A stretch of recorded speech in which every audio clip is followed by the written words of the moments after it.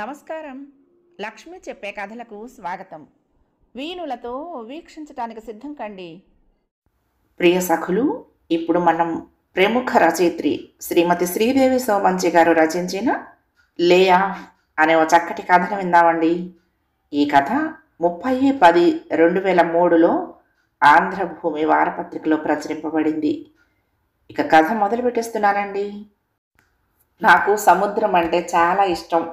సముద్రాన్ని ప్రేమించే వాళ్ళు ప్రకృతిని, దాన్ని బట్టి మనుషుల్ని, మానవ సంబంధాలని ప్రేమిస్తారని నాకు ఒక గట్టి నమ్మకం. నేను చీరాలలో ఒడ్డున ఉన్న పడవలో కూర్చుని చూసిన సముద్రాన్నే జ్వాల రామకృష్ణ బీచ్లో చూసి మానవ సంబంధాలను మరోలా విశ్లేషిస్తుందని తెలియదు. ఆ తెలియకపోవటానికి కారణం అప్పటిదాకా తనతో నాకు పరిచయం లేకపోవటమే.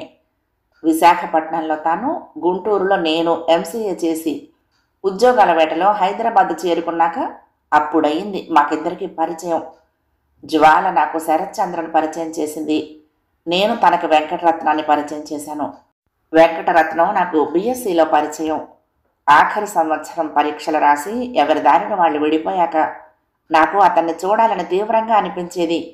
మనసు అతని కోసం తప్పించిపోయేది. ఒకరోజు తనే ఫోన్ చేసి చెప్పాడు తనకి కూడా అలాగే నన్ను చూడాలనిపిస్తోందని. ఏం చేస్తున్నావు అడిగాడు. ఖాళీగా ఉన్నాను చెప్పాను. ఐసెట్ రాయకూడదు, నేను ప్రిపేర్ అవుతున్నాను అన్నాడు.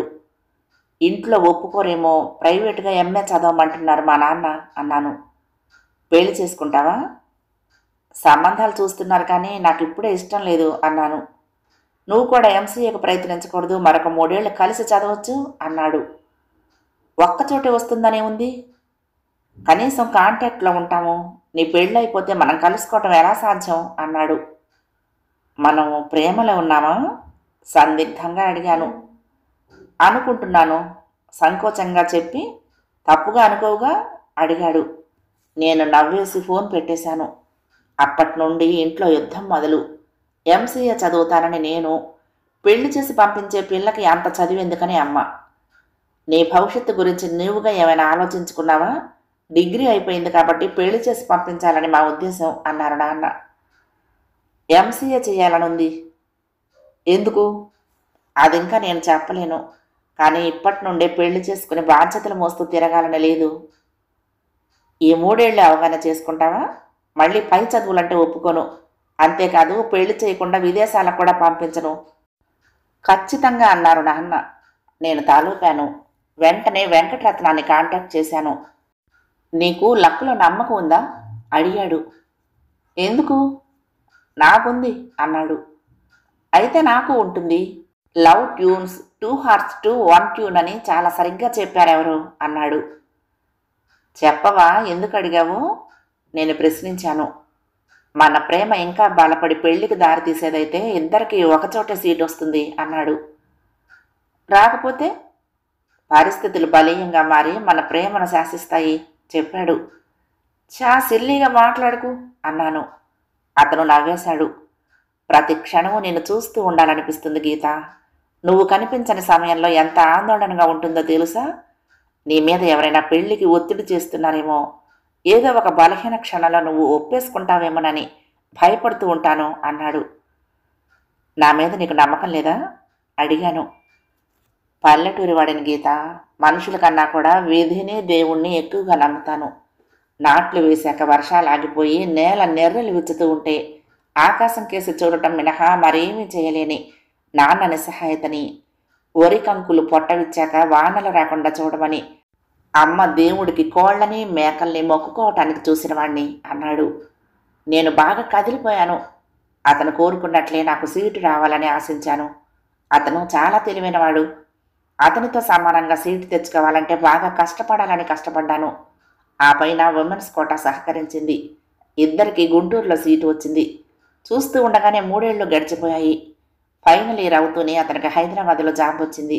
నేను కూడా హైదరాబాద్లో జాబ్ చేస్తాననగానే ఇంట్లో గొడవ మొదలు. అప్పటికి నాన్నకి మా గురించి చూచాయిగా తెలిసిందనుకుంటా. ఎందుకు ఇదంతా, ఎవరి కోసం చేస్తున్నావు గీత మెత్తగా అడిగారు నాన్న.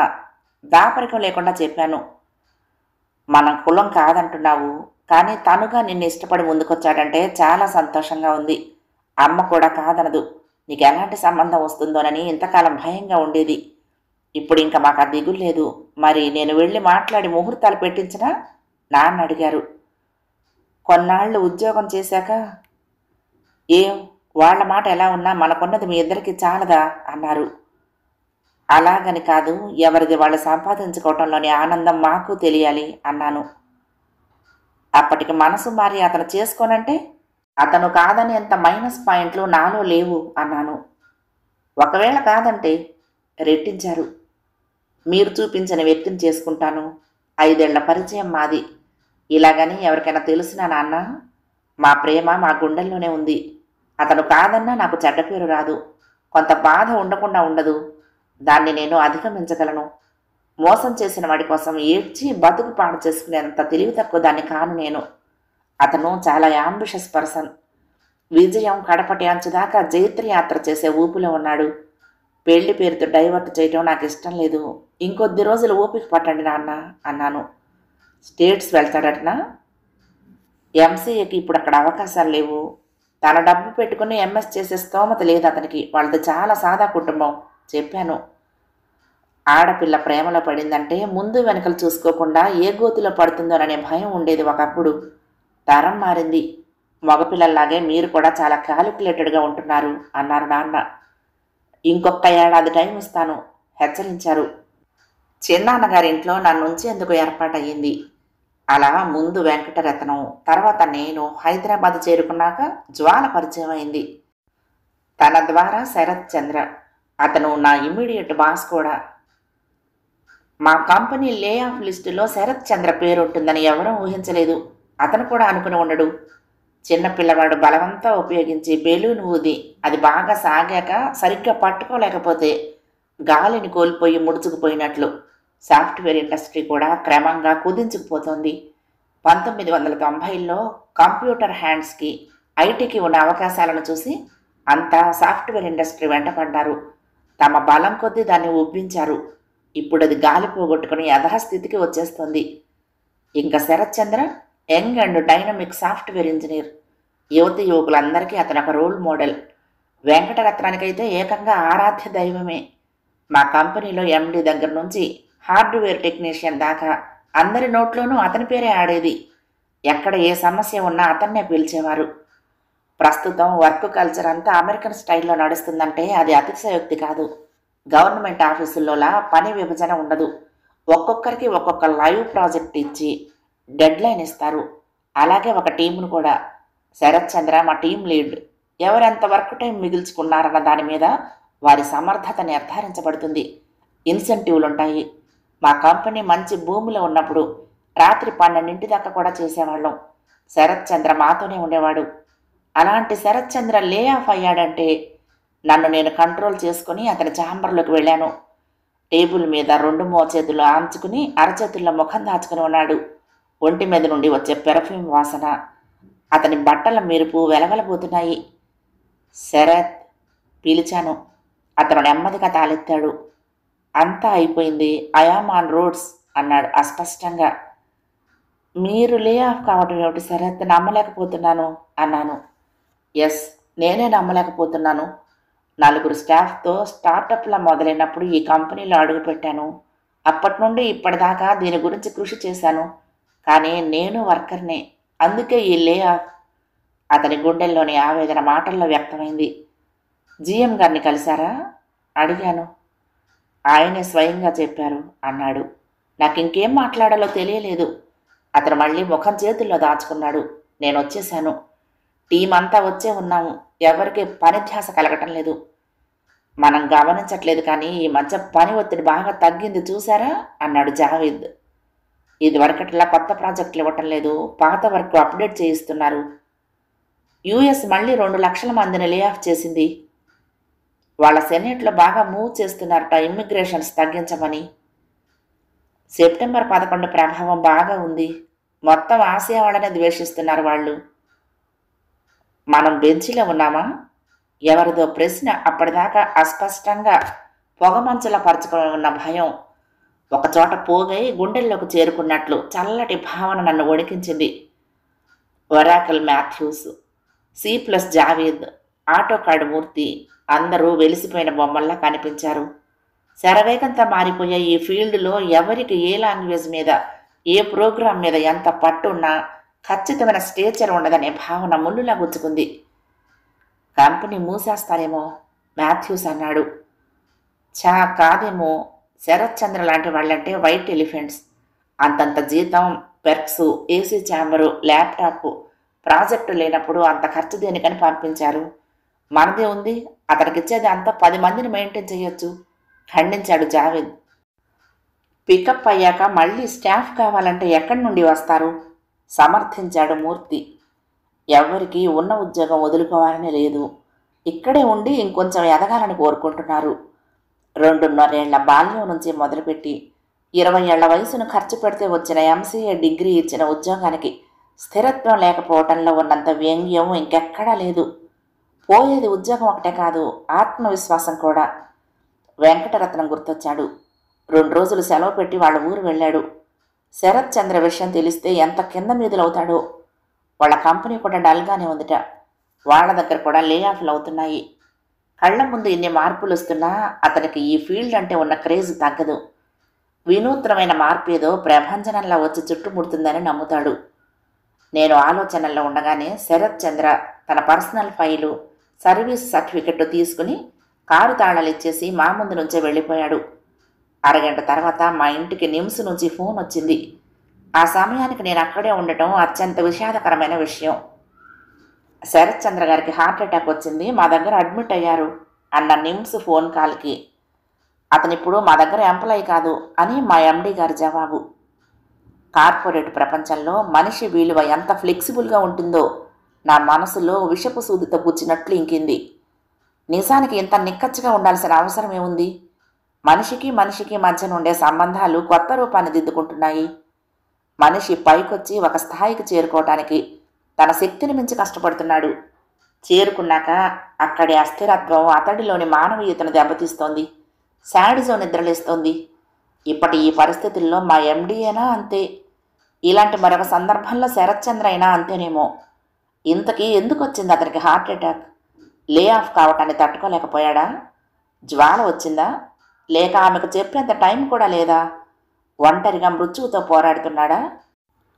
ఒక వ్యక్తి తనంతటి తానే హార్ట్ అటాక్ను గుర్తించి హాస్పిటల్లో చేరటం కన్నా పెద్ద విషాదం ఇలా తృణీకరించబడటం. నా కళ్ళల్లో నీళ్లు తిరిగాయి. వెంటనే అతన్ని చూడాలనిపించింది. స్నేహం, కృతజ్ఞత, అభిమానం, ప్రేమ, ద్వేషం కూడా. ఇవే కదూ అనుబంధాలంటే. ఏమీ కానట్లు తటస్థంగా ఉండటం కన్నా ద్వేషించటమే ఒక్కొక్కప్పుడు మంచిదేమో. సార్, లీవ్ కావాలి అన్నాను MDతో. నిమ్స్గా శరత్ చంద్రను చూడటానికా? వెళ్ళగానే ఫోన్ చెయ్యి, ఎలా ఉన్నాడు? వీలుంటే నాకోసారి ఫోన్ ఇవ్వు, మాట్లాడతాను అన్నాడు ఆయన వెంటనే సెలవు మంజూరు చేసి. నేను తలూపి బయటపడ్డాను. నిమ్స్ చేరుకునేసరికి శరత్ చంద్ర ICUలో ఉన్నాడు, ఒంటరిగా నిద్రలో. డ్యూటీ డాక్టర్తో మాట్లాడాను. మైల్డ్ అటాక్ అని, సర్జరీ అవసరం ఉండకపోవచ్చునని, అయినా 24 గంటలు అబ్జర్వేషన్లో ఉండాలని చెప్పాడు. అందుకే ICUలో ఉంచారట. అడ్వాన్స్ కట్టారా? రిసెప్షన్లో అడిగాను. కట్టారు చెప్పింది రిసెప్షనిస్టు. మళ్ళీ వచ్చి సిస్టర్ని అడిగాను మెలకువ ఎప్పుడు వస్తుందని. చెప్పలేకపోయింది. అతను లేచేదాకా అక్కడే ఉండి నేను చేసేదేమిటో తెలియలేదు. అలాగని వదిలేసి వెళ్ళలేకపోయాను. శరత్ చంద్ర తల్లిదండ్రులు ఢిల్లీలో ఉంటారు. వాళ్ళ ఫోన్ నెంబర్లు నాకు తెలియదు. అసలు అతని గురించి నాకు ఏ వివరాలు తెలియవు, జ్వాల చెప్పినవి తప్ప. జ్వాల ఇక్కడ ఎందుకు లేదు? ఆమెకి ఇంకా తెలియదా? తెలియకుండా ఎలా ఉంటుంది? లే ఆఫ్ విషయాలు చాలా తొందరగా తెలిసిపోతాయి. తనకి ఫోన్ చేశాను. సెల్ స్విచ్ ఆఫ్లో ఉంది. దాదాపు 2 గంటల తర్వాత శరత్ చంద్రకు మెలకువ వచ్చింది. అద్దాల తలుపుల్లో నుంచి నన్ను చూసిన అతని కళ్ళల్లో విస్మయం, పల్చటి కన్నీటి పొర. ఆ తర్వాత పెదాల మీద చిన్న చిరునవ్వు. లోపలికి రమ్మన్నట్లుగా చెయ్యి ఊపాడు. చెప్పులు విడిచి లోపలికి అడుగుపెట్టాను. అతన్ని అలా చూస్తూ ఉంటే చాలా బాధ అనిపించింది. 35 ఏళ్ల వయసు ముఖంలో ప్రస్ఫుటంగా కనిపిస్తోంది. నీకెలా తెలిసింది అన్నాడు. ఎలా ఉంది అడిగాను. I'm okay, perfectly okay. Panjagutta దగ్గర ఒక ఫ్రెండ్ ఉంటే వాడిని కలవాలని వస్తున్నాను. ఉన్నట్టుండి చెస్ట్ పెయిన్ మొదలైంది, చెమట కూడా పట్టింది. వెంటనే వచ్చి జాయిన్ అయ్యాను అన్నాడు. అతనేదో దాస్తున్నాడనిపించింది. నా దగ్గర చెప్పలేకపోతున్నాడా? ఏమిటది? జ్వాలకు తెలుసా? అసంకల్పితంగా అడిగాను. అతని ముఖంలో నవ్వు మాయమైంది. ఏదో జరిగింది. ఏం జరిగి ఉంటుంది? ఉద్యోగం పోవటం అనేది ప్రైవేట్ సెక్టార్లో చాలా సాధారణం. దానికి అప్సెట్ అయి హార్ట్ అటాక్ తెచ్చుకునేంత సున్నిత మనస్కులు సాధారణంగా ఉండరు. ఇంకా ఏదైనా జరిగిందా? మీ వాళ్లకు తెలిసిందా? తాలూపాడు. రేపటికల్లా వచ్చేస్తారేమో అన్నాడు. గీత నీకెలా తెలిసింది? అడిగాడు తనే మళ్ళీ. ఎండీకి హాస్పిటల్ నుండి ఫోన్ వచ్చింది. అప్పుడు నేను అక్కడే ఉన్నాను. ఆయన చెప్పారు. ఐసీ. సిస్టర్ వచ్చింది. మీరింక వెళ్ళండి మేడం అంది. మరి అటెండెంట్? సందిగ్ధంగా అడిగాను. ఐసీయూలో ఎవరిని ఉండనివ్వరు చెప్పింది సిస్టర్. నేను శరత్చంద్రకేసి చూశాను. నాకేం పర్వాలేదు, వెళ్ళు గీత అన్నాడు. ఏం జరిగింది? ఏదో దాస్తున్నారు అన్నాను. అతను ఒక్క క్షణం మౌనంగా ఉండిపోయాడు. సిస్టర్ నేనెప్పుడు వెళ్తానా అన్నట్లు అక్కడే నిలబడి చూస్తోంది. ఉండమన్నట్లా వెళ్ళమన్నట్లా అతని అభిప్రాయం? ఏమైనా చెప్పాలా? అతను చప్పున నా చేయి పట్టుకున్నాడు. నాకు సాయం చేస్తావా గీత? ఆర్తిగా అడిగాడు. చెప్పండి. అతను చెప్పలేకపోతున్నాడు. అదోలాంటి ఇబ్బంది. ప్లీజ్ మరేం పర్వాలేదు చెప్పండి అన్నాను. 2 సార్లు జ్వాలకి ఫోన్ చేసి నా పరిస్థితి చెప్పబోయాను. తను బిజీగా ఉన్నానని చెప్పి కట్ చేసేసింది. మళ్ళీ తీయాలంటే ఓహో నా వల్ల కావటం లేదు అన్నాడు ముఖమంతా ఎర్రబడుతూ ఉండగా. జ్వాల ఏదో బిజీలో ఉండి సరిగ్గా వినిపించుకుని ఉండదు. ఇతను చిన్నబుచ్చుకున్నాడు. ఇతననే కాదు, ఇలాంటి పరిస్థితుల్లో ఉన్న ఎవరైనా అలానే అనుకుంటారు. జ్వాల నిజంగానే ఏదో హడావుడిలో ఉండుంటుంది, అందుకే సరిగ్గా వినిపించుకుని ఉండదు. నేనే వెళ్ళి తీసుకొస్తాను. మీరు వెళ్ళమన్నట్టు కాక నా అంతట నేనే వెళ్ళినట్లు వెళ్తాను, సరేనా అన్నాను. థ్యాంక్స్ రిలీఫ్గా అన్నాడు. ఇంకా నా చేతిని వదిలిపెట్టలేదు. గీత నేనెవరినని, ఏమవుతానని ఇంత శ్రమ తీసుకుంటున్నావు అన్నాడు. శ్రమే ఉంది, ఫ్రెండ్ కాబట్టి చేస్తున్నాను. మరి వెళ్ళనా? సాయంత్రం మళ్ళీ వస్తాను. ఈలోగా ఏం కావలసిన నా సెల్లుకు చేయండి అన్నాను. టెన్షన్స్ ఉండకూడదని ఆయన దగ్గర నుంచి ఫోన్ తీసేసుకున్నాము. మీ నెంబరు రిసెప్షన్లో ఇచ్చి వెళ్ళండి, అవసరమైతే కాంటాక్ట్ చేస్తాం అంది సిస్టర్ నాతో పాటే నడుస్తూ. నేను రిసెప్షన్లో నెంబర్ ఇచ్చి బయటకు నడిచాను. ఆ వెళ్ళటం జ్వాల ఆఫీస్కి వెళ్ళాను. కానీ తను లేదు. నేను వస్తే ఇమ్మందని చిన్న ఉత్తరం ఇచ్చింది తన పక్క సీట్లో కొలీగ్. అంత అసహజంగా ఉంది. మడత విప్పి చదవసాగాను. గీత, నువ్వు నన్ను వెతుక్కుంటూ వస్తావని తెలుసు. నన్ను ఎలాగైనా వెంట పెట్టుకుని వస్తానని శరత్తుకు మాట కూడా ఇచ్చుంటావు. నువ్వు లెటర్ చదువుతూ ఉండే టైంకి నేను మా ఊరు వెళ్ళే రైల్లో సగం దారిలో ఉంటాను. దీన్ని పారిపోవటం అంటారా? అనని బాధపడను. నా స్థానంలో శరత్తు ఉన్నా మరో ఆలోచన లేకుండా అతను చేసేది కూడా ఇదే. I'm sorry.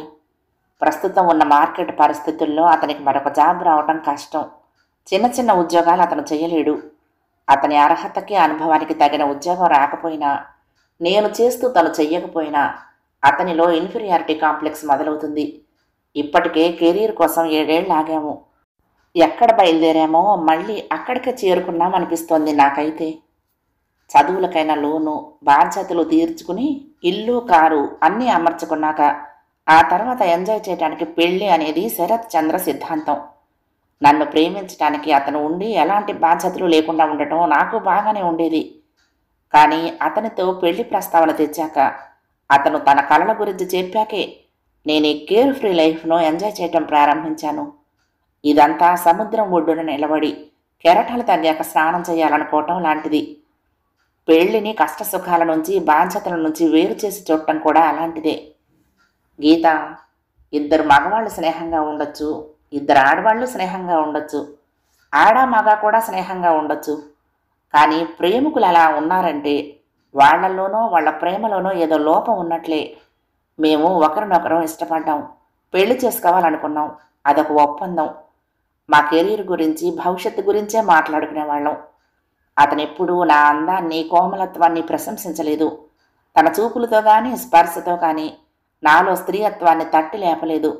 నేను ఒప్పుకుంటే మా మధ్య అఫైర్స్ ఉండేవేమో. పెళ్లికి ముందు నాకు అలాంటివి ఇష్టం లేదు. గీత, ఈ ఆటలో నేను అలసిపోయాను. నాకు స్థిరపడి సుఖంగా బతకాలని ఉంది. ఇతనితో ఇప్పుడెలా? అప్పుడే మా పెళ్ళై ఉంటే అది వేరు. నా చేతిలోని ఉత్తరం జారిపోయింది. వాస్తవాన్ని జీర్ణించుకోలేకపోయాను.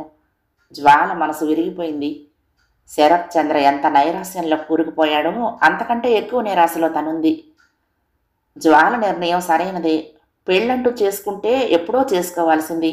ఉద్యోగం లేక, ఆరోగ్యం లేక ఇప్పుడు ఇంకేం పెళ్ళి అతనితో, అంది జ్వాల కొలీగ్. జ్వాల చేసింది సరైనదో కాదో కానీ సందర్భం మాత్రం ఇది కాదు. అతనికి తగ్గి డిశ్చార్జ్ అయ్యాక ఇద్దరూ కలిసి చర్చించుకుని విడిపోవాల్సింది. ఎందుకింత తొందరపడింది? నా తల వేడెక్కిపోతుంది. లెటర్ తీసుకుని ఇంటికి వచ్చేశాను. ఆలోచనలతో మెదడు మొద్దుబారిందో లేక అలసటతో నిస్త్రాణే కలిగిందో ఫోన్ రింగ్ అవుతూ ఉంటే మళ్ళీ బాహ్య స్పృహ కలిగింది. శరత్ చంద్ర. ఏమీ మాట్లాడలేకపోయాను. నా మౌనాన్ని బట్టి తానే అంతా గ్రహించాడు. అతని వైపు నుంచి కూడా కొంత మౌనం. తర్వాత జాబు పోవటం కన్నా పెద్ద లే ఆఫ్ ప్రేమికుడి పోస్టులో నుంచి తొలగించబడటం అనేసి ఫోన్ పెట్టేశాడు. ఏడుపు ముంచుకొచ్చింది నాకు. పెద్ద సుడిగాలిలో కొట్టుకుపోతున్న గెడ్డిపోచలా గిజగజలాడాను. ఈ సుడిగాలి నన్ను ఎటు తీసుకువెళ్ళబోతోంది? వెంకటరత్నంతో పరిచయం పెరగకపోతే ఈ పాటికి అమ్మ వాళ్ళు చూపించిన పెళ్లి చేసుకుని ఇద్దరు పిల్లల తల్లినయ్యేదాన్ని. అమ్మతో కబుర్లు చెప్తూ అమాయకంగా ఉండేదాన్ని. వెంకటరత్నం నన్ను హైదరాబాద్ చేర్చాడు. అక్కడ చీరాలలో జీవితం అంటే మనుషులు, మమతలు. మరి ఇక్కడ కెరీర్, డబ్బు, తెలివి కలిస్తే మనిషి. దానిని అనుసంధానించుకుని జీవితం మానవ సంబంధాలలో సుశిక్షితమైన మనసు నడిపించినట్లు కాకుండా బాహ్య విషయాలు ఆ జీవితాన్ని నడిపిస్తాయి. నా తదుపరి ప్రయాణం ఏటు? నేను ఏడ్చేశాను. శరత్ చంద్ర చాలా గమ్మత్తుగా త్వరగా రికవర్ అయ్యాడు. కానీ వెనకటి మనిషి కాలేదు. జరిగిన దానికి అంతటికి తక్షణ పరిణామంలా నా పెళ్లి వెంకటరత్నంతో జరిగిపోయింది. పెళ్లికి శరత్ చంద్ర వచ్చాడు. మమ్మల్ని దీవించాడు. అతనిలో చాలా మార్పు. నిన్నటి డైనమిక్ యంగ్ హీరో కాదు. ఎవరికీ రోల్ మోడల్ కాదు. మళ్ళీ హైదరాబాద్ వచ్చాను వెంకటరత్నంతో కలిసి. పెళ్లికి ముందు ఇద్దరిలో కల ఇండివిడ్యువాలిటీ తగ్గింది. ఒకరి కోసం ఒకరం సర్దుకుంటున్నాము. ఒకరికొకరం మళ్ళీ కొత్తగా పరిచయం అయినట్లున్నాము. అప్పటిదాకా నన్ను తాకని వాడల్లా చనువుగా దగ్గరకు తీసుకుంటాడు. ఏవో చెప్తాడు. ఇద్దరి మధ్య హద్దులు చెరిగిపోయాయి. అతని స్పర్శలో నాకెంతో ప్రేమ, సౌఖ్యం దొరుకుతాయి. అతని గుండెల్లో తలదాచుకుని పడుకుంటే స్వర్గం ఎక్కడో లేదనిపిస్తుంది. మేము విడివిడిగా ఉంటూ ప్రేమించుకుంటున్నప్పటికీ ఇప్పటికీ ఎంతో తేడా. జ్వాల పొందలేకపోయింది దేన్నో అర్థమైంది. శరత్ చంద్ర తల్లిదండ్రుల దగ్గరకు ఢిల్లీ వెళ్ళటానికి నిశ్చయించుకున్నాడు. 4-5 ఇంటర్వ్యూలు చేశాడు కానీ సంతృప్తిగా లేదుట. 50,000 దాకా ఎదిగిన నేను మళ్ళీ ఏ 10,000 దగ్గర ప్రారంభించలేను. నా ఎక్స్పీరియన్స్, బ్యాక్గ్రౌండ్ చూసి అలాంటి ఆఫర్స్ కూడా ఎవరు ఇవ్వలేకపోతున్నారు. అక్కడికి వెళ్ళి ఆలోచిస్తాను అన్నాడు. హైదరాబాద్ వీధులు, ట్యాంక్ బండు చిన్నబోతున్నాయి. ఆ వెలితి నన్ను, వెంకటరత్నాన్ని బాధిస్తోంది. ముఖ్యంగా శరత్ చంద్రను చూసినప్పుడు. శరత్ చంద్ర ఢిల్లీ వెళ్లే రోజు నేను, వెంకటరత్నం స్టేషన్కి వెళ్ళాం. ఇంకా చాలామంది వచ్చారు సెండ్ ఆఫ్ చెప్పడానికి. రైలు కోత కూసి కదలటానికి సిద్ధంగా ఉంది. అప్పుడు అన్నాడు శరత్ చంద్ర నేను అడగని ప్రశ్నకు జవాబుగా, జ్వాల డిపెండెంట్ వీసా మీద స్టేట్స్ వెళ్తోంది అని.